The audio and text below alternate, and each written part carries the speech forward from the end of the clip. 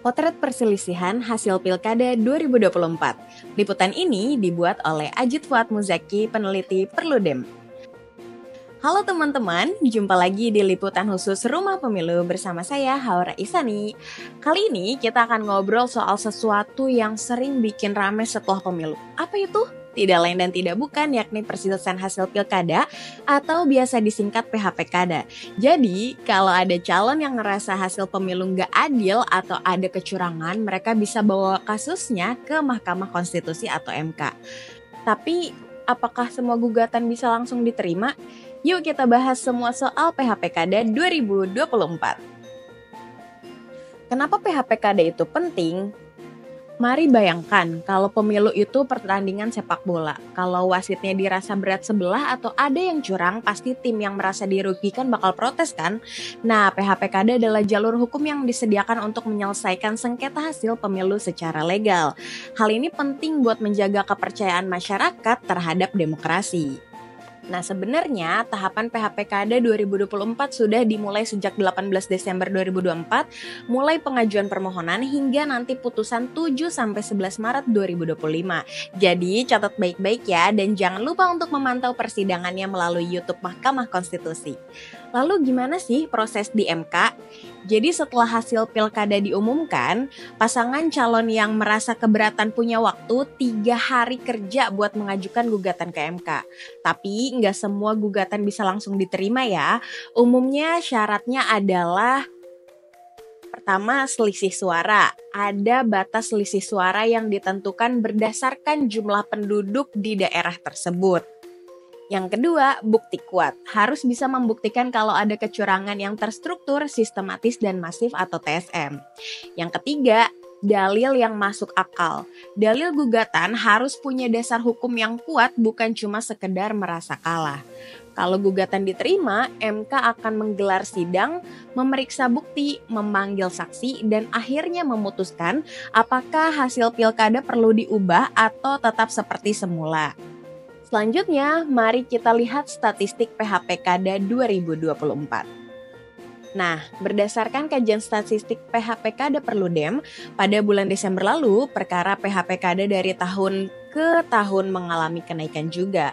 Sebagai informasi, kajian yang dilakukan Perludem menggunakan data permohonan yang berhasil diakses melalui website Mahkamah Konstitusi yang kemudian dilakukan analisis lanjut dan data yang didapatkan sebanyak 312 permohonan meliputi pilkada bupati, wali kota, dan gubernur.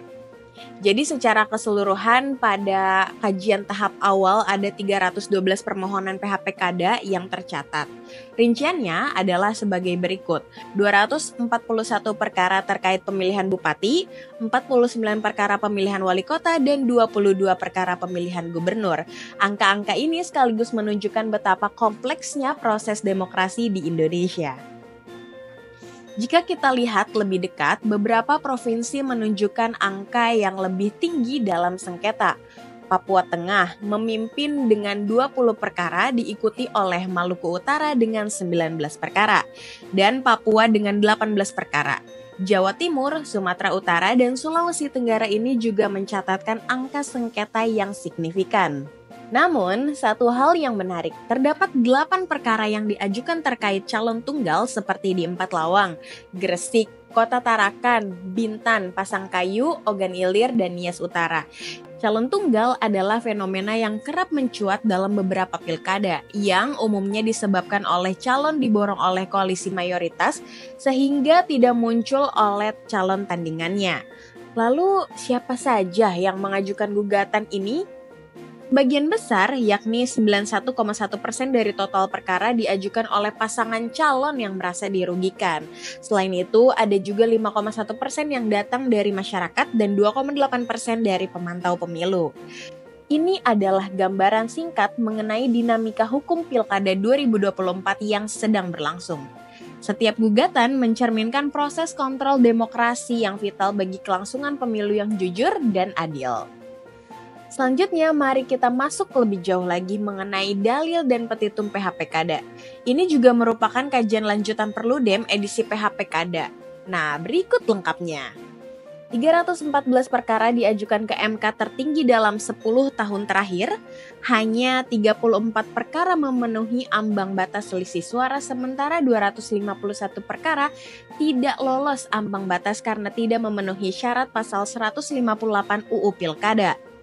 Sebaran wilayah sengketa masih didominasi oleh Indonesia Timur dengan jumlah perkara terbanyak. Perkara calon tunggal meningkat. Ada 8 gugatan, termasuk dari 4 Lawang, 2 kasus, Gresik, Kota Tarakan, Bintan, Pasangkayu, Ogan Ilir, dan Nias Utara. Mayoritas gugatan diajukan pasangan calon 91,1% atau 287 perkara, sedangkan masyarakat hanya mengajukan 16 perkara 5,1% dan pemantau 9 perkara 2,8%. Dalil kecurangan yang paling sering diangkat, cacat prosedur, 230 dalil, banyak tahapan pilkada yang dianggap tidak sesuai aturan seperti validasi data pemilih, teknis pemungutan suara, dan rekapitulasi hasil. Maladministrasi, 79 dalil, banyak terkait pencalonan, verifikasi berkas, dan manipulasi syarat pencalonan. Pelanggaran TSM, 65 dalil, penyalahgunaan wewenang, sumber daya pemerintah, dan mobilisasi ASN untuk paslon tertentu. Money politik, 63 dalil. Kasus serupa juga ditemukan dalam Pilpres dan Pileg 2024. Profesionalitas KPUD, 63 dalil. Indikasi adanya masalah dalam penyelenggaraan pilkada. Jenis petitum yang paling banyak dimohonkan. PSU, pemungutan suara ulang, 236 petitum atau 41%. Banyak pemohon menilai ada pelanggaran serius dalam proses pemungutan suara. Diskualifikasi kandidat, 162 petitum atau 28,1%, umumnya diajukan karena dugaan pelanggaran administratif dan manipulasi hasil. Penetapan pemohon sebagai pemenang, 136 petitum atau 23,6%. Pemohon yakin memiliki bukti kuat untuk membuktikan kecurangan. Catatan menarik lainnya, 4 perkara didaftarkan 2 kali oleh pemohon dan kuasa hukum yang sama. 3 pemohon mengajukan perkara dengan kuasa hukum yang berbeda, total 6 permohonan. Banyak pemohon menarik kembali gugatannya, kemungkinan karena lemahnya bukti. Kesimpulan. Jadi teman-teman, PHPKada bukan sekedar drama politik, tapi bagian penting dari demokrasi kita. Kalau kalian tertarik ngikutin perkembangan sengketa pilkada, tetap pantau Rumah Pemilu dan jangan lupa pemilu yang adil itu bukan cuma tanggung jawab penyelenggara, tapi juga kita sebagai warga negara. Jangan lupa like, subscribe, dan share video ini kalau kamu ngerasa video ini bermanfaat. Sampai jumpa di video berikutnya. Terima kasih, saya Haura, pamit undur diri.